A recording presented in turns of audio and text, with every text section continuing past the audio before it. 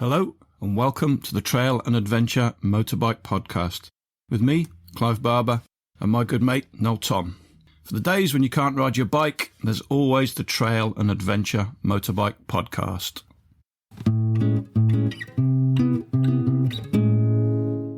You lucky people. A bit of a bonus podcast this week. We thought with the Adventure Bike Rider Festival approaching from the weekend beginning the 24th of June, we thought it'd be good to speak to the guys from Adventure Bike Rider and find out what's going on at the festival. So we're delighted to be joined by Bryn Davies, who's the managing editor of ABR.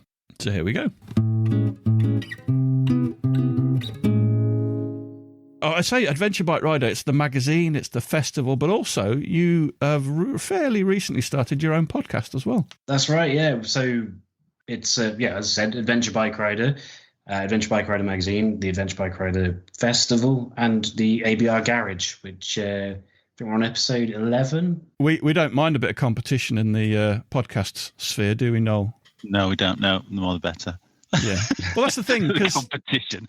Well, it's not, is it? Because when you're into something, if people are doing something on a weekly basis, it's like an hour a week, and if you're commuting, you've got 10 hours in the car potentially to listen to all manner of podcasts. So I tend to listen to quite a variety of them. But you video your podcast as well, though, do you? We do, yeah.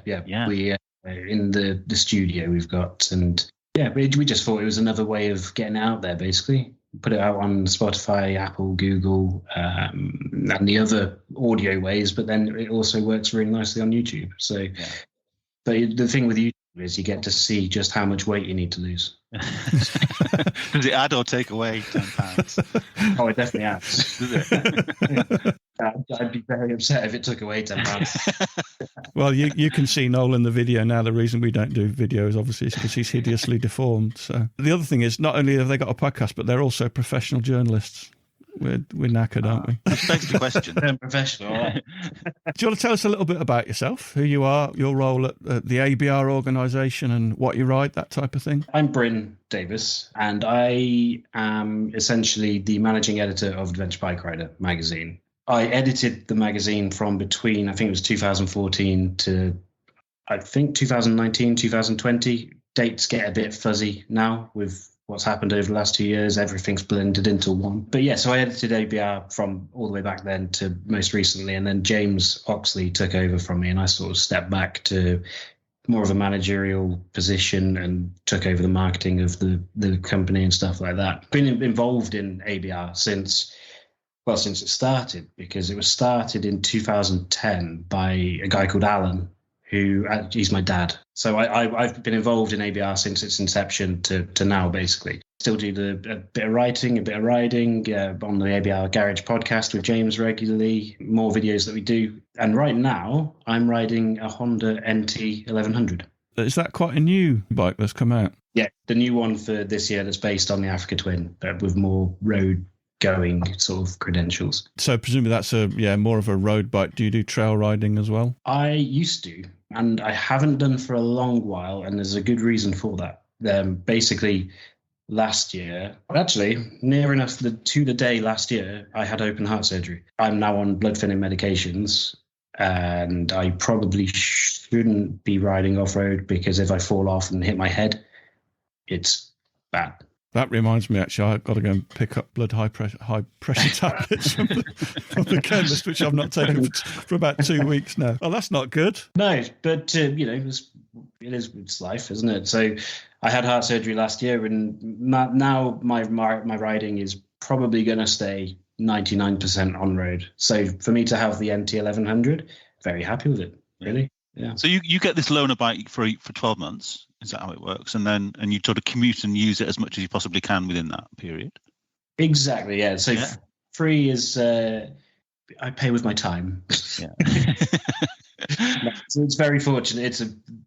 I'll never forget how fortunate I am, really, to be in the position where we get long-term loan bikes off the manufacturers. And for this year, Honda have given us the NT 1100, basically to ride back and forth to work, go on trips on, take abroad, do whatever we do on it, and then we report on it in the magazine, on YouTube, and basically across all of our channels, they'll get regular coverage of the long termers. And how many other loaners are there within the magazine? Right now, we're particularly flush. We've got 8, I think. 8. And do you sort of get to choose one, or do you ever get saddled with one that you didn't really want to take, or? Not really, no. Because so luckily I get to choose. So I get to decide, but I've never had one that I'm not happy to take, because at the end of the day, it's a free bike.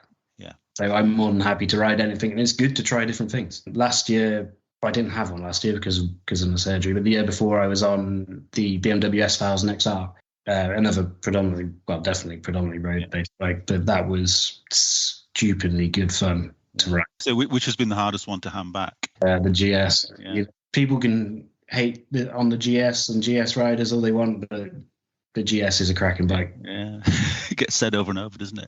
We were just having a bit of to and fro on one of our WhatsApp groups about GSs and GS riders. And the thing on the podcast is we always talk about getting the smallest, lightest bike that you can. The reality is we know the GS is a fantastic bike. And I actually admitted in writing, I'd actually like to get one at some point and give it a go. Yeah. I go the opposite with bikes. I like the bigger the better, basically. Even if it means back when I was trail riding and stuff like that, even if it meant I was, sweating my ass off, pulling out of a rut or knackering myself, trying to get it around wherever, I just still love the feel of a big bike.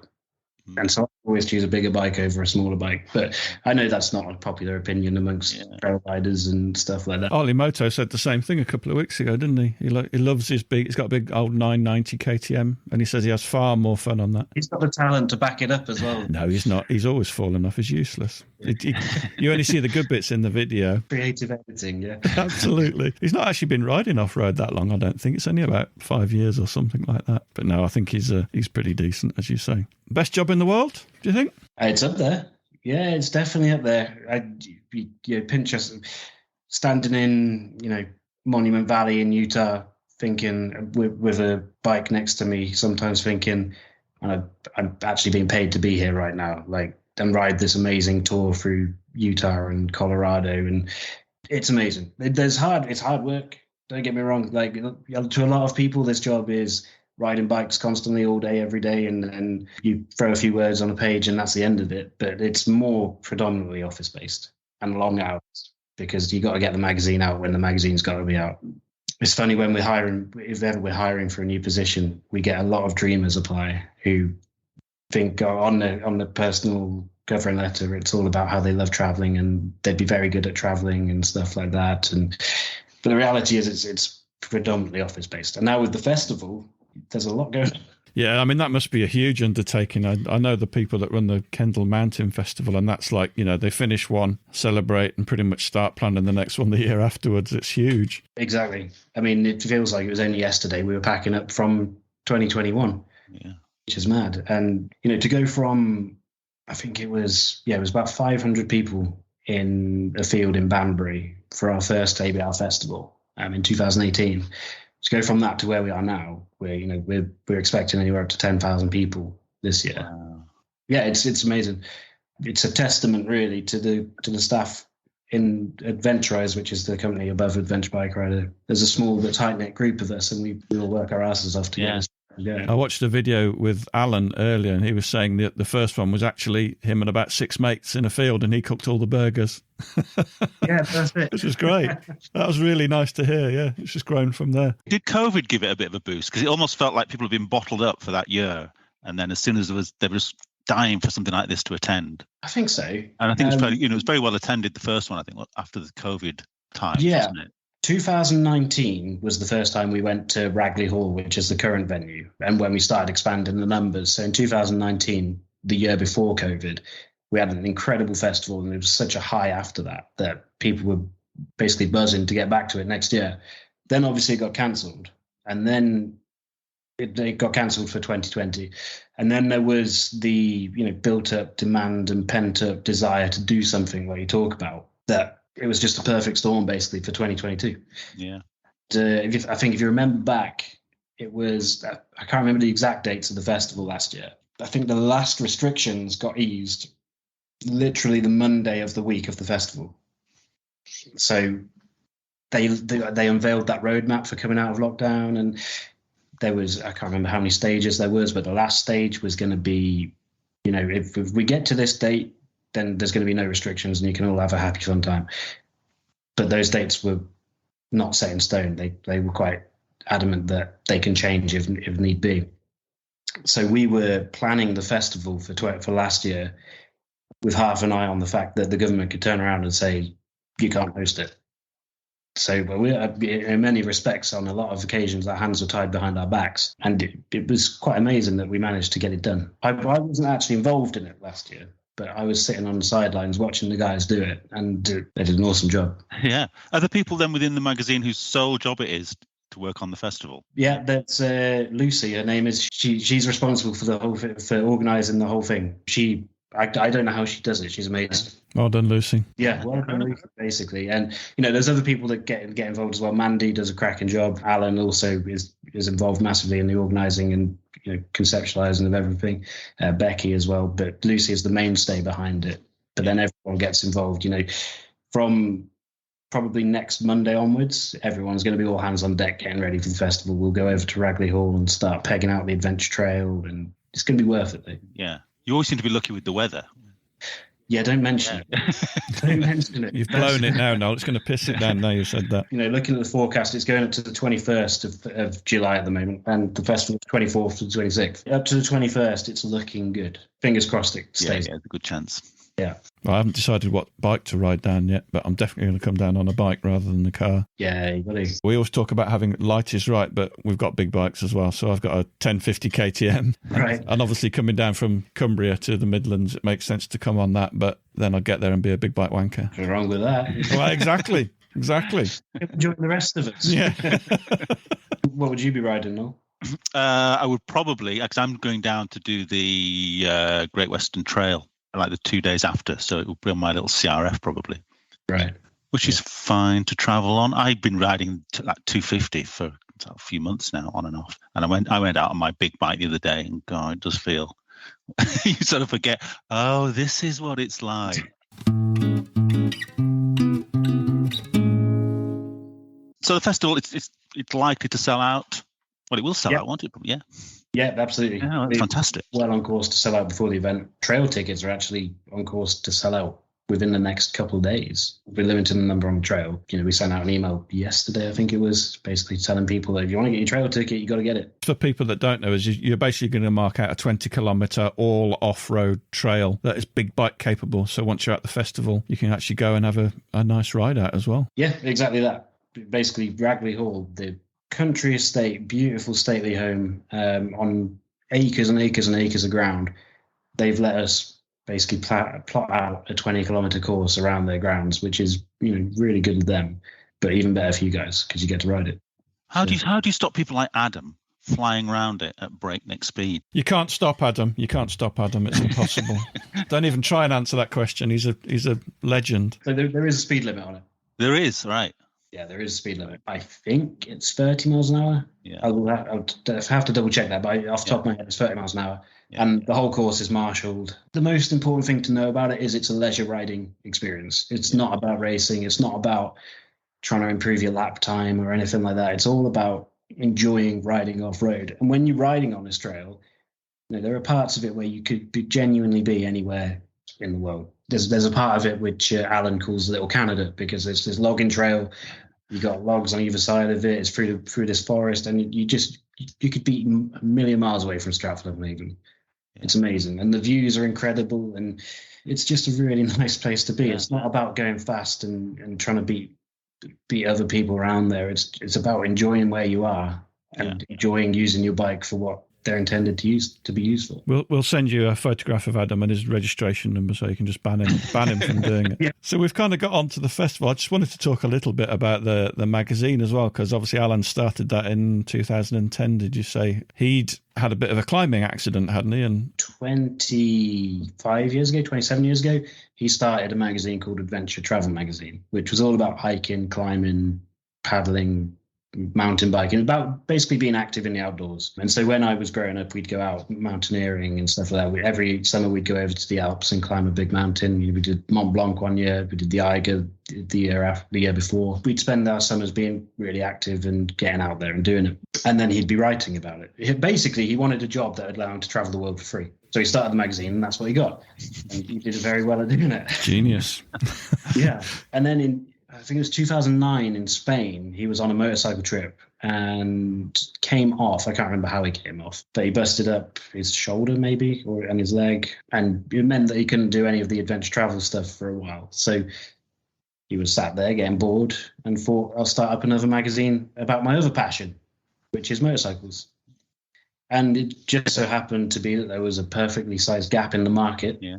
For a magazine like Adventure Bike Rider. It wasn't too long after Ewan and Charlie had gone around the world, and there was a lot of excitement about upright riding with a little bit of off-road into it.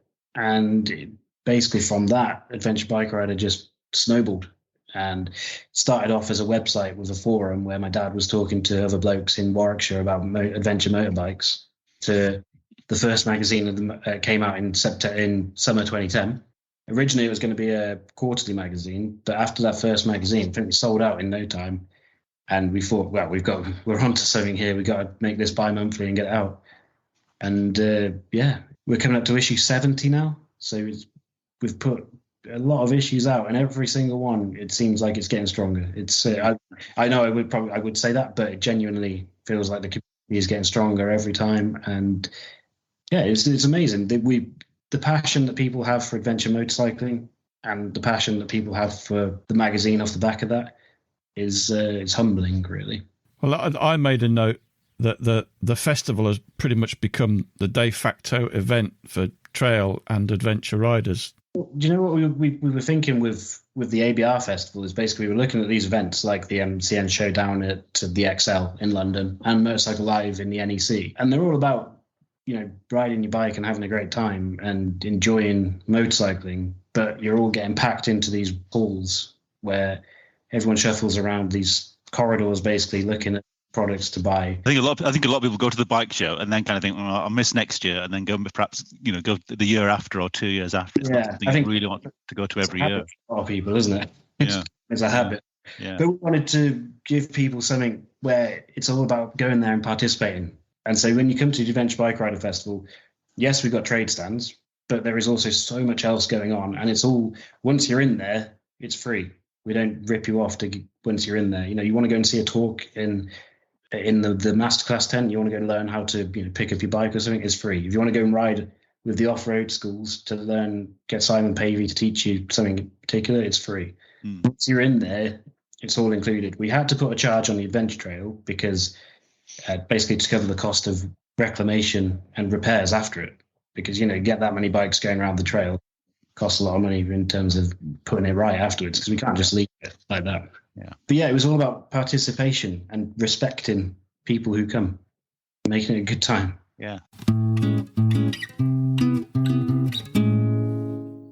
Get back to the magazine. So it's 6 editions a year, is that right? Yeah. So how do you get hold of the magazine? Because I think there's a number of ways you can get it, isn't there?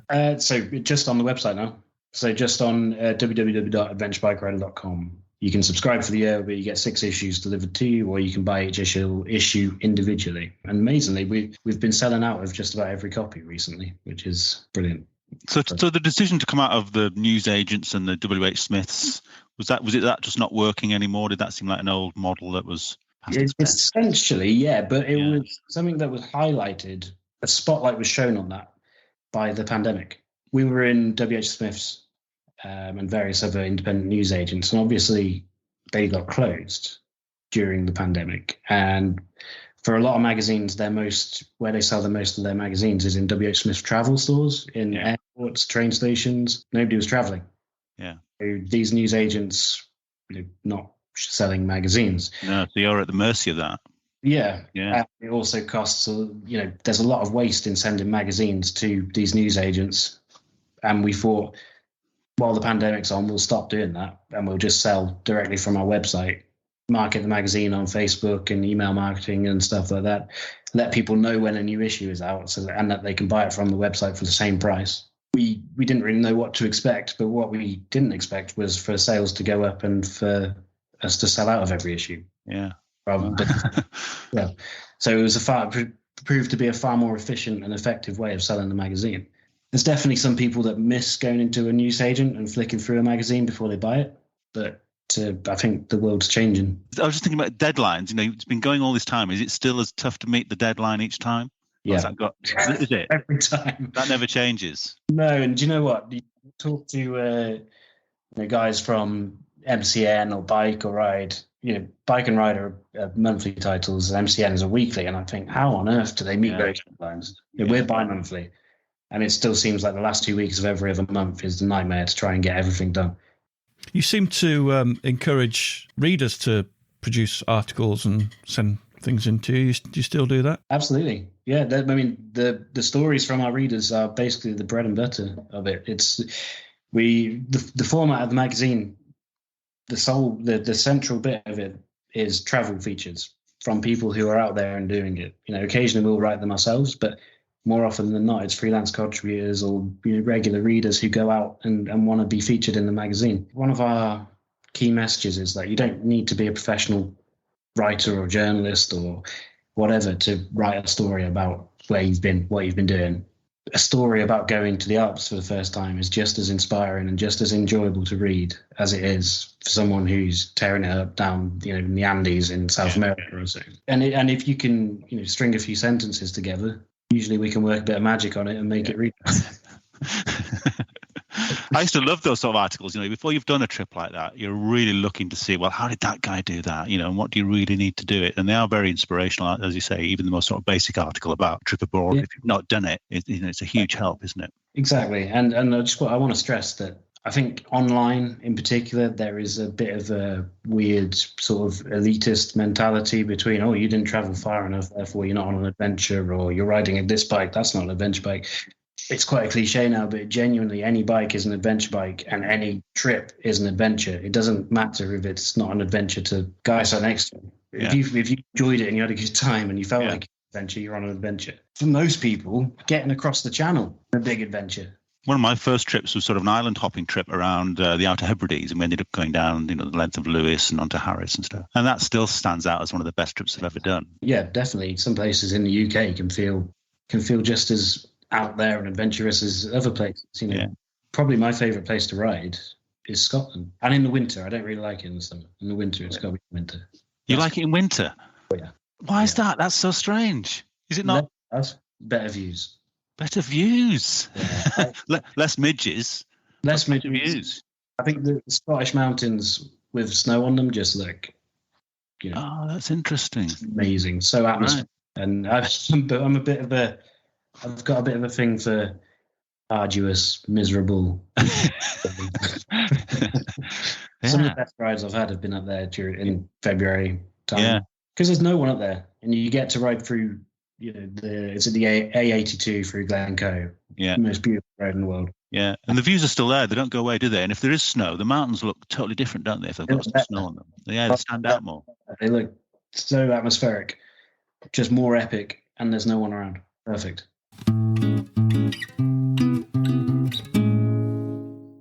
But I hear through working with the TRF recently that you guys are also very supportive of the TRF. Well, they do so much for us and riders who share our same values, basically. Yeah, we're excited for them to be coming to the festival this year and having their event at the ABR Festival. So they've got their own section of the ABR Festival for TRF members with their own stage. I think they've got some food lined up for you guys in the evening. Hog roast. That's it, a hog roast. At the festival, we have guided ride-outs around the green lanes around Ragley Hall, and the TRF are instrumental in that, because without their knowledge and their organisation, a lot of these lanes wouldn't be open anymore. Yeah, I think it's just really important. I can't help myself. I always wade in onto conversations online about why people should join the TRF, and we'll get nothing from our 50 quid. It's like, no, you do. You get so much for your contribution to keeping the lanes open and maintained and legal and all that kind of amazing stuff that volunteers all do. So it's just kudos to Adventure Bike Rider for giving them that support. It's great. Thank you. But yeah, I mean, the thanks should be going to the TRF. They're the guys who do it. So let's talk a little bit more about the type of thing that's going to be at the festival. So I've got a list of things written down. So do you want to talk us? I mean, bands. There's music and beer. If you just want to come and get drunk and listen to music, you're going to be in it. Basically, we want to build on the festival every year. We don't just want to have the same event going every year and it gets stale or what have you. We want to keep giving you guys something new, something exciting to do every year. And this year we've really upped the ante on the bands. So before we'd have a bit of live music in the evenings. This time we've got some of the UK's best tribute bands playing from, I think it's 1 o'clock in the afternoon on Friday and Saturday, all the way through to 11 o'clock at night on the main stage. And the main stage is going to be epic. It's massive. It's going to be really cool. It's like a proper music festival. Wow. I think we got, so if you want to watch, I think it's Oasis, The Who, U2, Rolling Stones, Led Zeppelin, Status Quo. This is a great idea. Yeah. AC/DC. And then in the evening, the last bands in the evening are Detroit Soul and a band called the Texan Peacocks. And they're just full-on party bands, basically. I am a real music snob, but I actually saw that lineup, and I think as I've got older, I've mellowed a bit, and I'm thinking, yeah, that's going to be good fun. That's it. That's the reaction we want. I think basically my dad was thinking, what music would I like to listen to when I'm there? I can't wait to see Coda, who are the Led Zeppelin tribute band. I'm going to make sure I'm not working then so I can listen to them. I used to race with John Bonham's son when I was a kid. Because I'm from the Midlands, yeah. Worley Wasps Schoolboy Scrambling Club. Okay. Jason Bonham was a member, and he used to. This is in one of the first podcasts we did, I think. Jason used to turn up. He was the only person that had 2 bikes, and he had a fully enclosed trailer that matched their black Range Rover. And I remember riding back to the pits one time, and Jason's dad got him away, and I ended up in a ditch, and he was really apologetic and helped me pull my bike out the ditch. And my brother got back. He was going, "You spoke to John Bonham?" I went, "Yeah, Jason's dad. Yeah." He went, Jason's dad. I had no idea who he was. No idea. No, I just knew he was rich because Jason had 2 bikes. And Jason was quite short at the time. He had the foam cut out of his seat, and he could only just about reach the floor. And he quite often used to domino us at the start and knock us all over. That was a very long time ago. Excellent. So we've got music, and then we've got things that are going on during the day, like the masterclass sessions. There's a bit of a film festival, and there's some photography stuff as well. And we've got, I think it's over 40 different guest speakers across 5 stages. So there's the Tenere speaker stage, which is the main headliner speaker stage, where we've got people like Ted Simon and Elspeth Beard are coming along to talk, and various others. Then there is the Harley Davidson campfire tent, which is a more intimate area where guys will sit and talk about their adventures and where they've been, what they've been doing. That's hosted by Simon and Lisa Thomas of To Ride the World. Great guys, if you've ever met them. They'd be good to go on here, actually. They've got some incredible stories. Lovely people as well. Really nice people. Then there's the masterclass tent, where you can learn stuff, essentially. It's TED Talks almost. Then there is the Ducati stage. So Ducati have got a stage on their stand where they got Carl Fogarty's going to be there. Anton Mio, who is a French enduro rider. Yeah. Know him well. Have you seen the pictures of the Ducati Desert X being ridden in the desert? That's him, basically, tearing it up. And then there is the TRF stage, where the TRF have got a full schedule of speakers across the 2 days of the weekend. With some really interesting looking sessions going on there. So, yeah, 40 speakers across 5 stages. Then there is up in the Great Hall. So the Great Hall of Ragley is a magnificent country home. Up there's the Adventure Photography Exhibition. There is also Austin Vince's Film Festival, where you can go and sit down and watch some incredible adventure motorcycle films. And there is also a classic adventure and trail bike concourse. I didn't know about that. That sounds great. We like motorbikes, don't we? Us lot. Food and drink wise, you've got lots of food and drink stands, and people can bring their own, or they can. So many food and drink stands. I love food and drink, and it's probably the most exciting part of the festival. Last year, if you went last, did you go? You guys went last year, didn't No. you? Oh, first time. Well, I won't mention that last year there were queues then.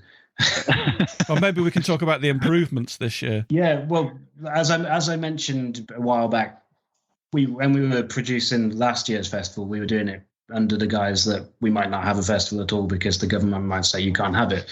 So all these caterers that we hired were operating under pretty strict conditions of, how much stock do we get? What do we do if we can't do it? We don't want to buy a shitload of stock and then not be able to sell it. Everyone was operating with hands tied behind their back. And what it led to was longer than expected queues at the food and catering stands. And the bar there was long queue there, basically. People talked about that quite a bit after the event. They were right. There was long queues. There's nothing we can't deny that. There were long queues. Addressing those issues and sorting out the queues has been our number one priority for this festival this year. And so we've increased the amount of caterers by a huge amount. So there's going to be 50 different caterers there, all doing different things. Such a variety of food available, and there's going to be 7 bars this time. I think last year there were 2 bars, maybe 3. This year there's going to be 7, and the main one is 40 meters long. So there'll be no issues this year. Bryn, finally, where can we buy tickets from? What a great question. We're on course to sell out for the event, which is on the 24th to the 26th of June this year. So in about 2 weeks' time. But there are still a few tickets left, and you can get them at www.abrfestival.com/tickets. So there we go. Massive thanks to Bryn for joining us and telling us all about the ABR Festival. Make sure you come and see us at the TRF Village. We'll be there with microphones in hand and cameras on shoulders to talk to you about a variety of things. So if you fancy being in a TRF video or appearing on the Trail and Adventure Motorbike podcast, come and say hello. Tickets are very close to selling out, so make sure if you want to go that you get hold of your tickets as soon as you can. See you next time.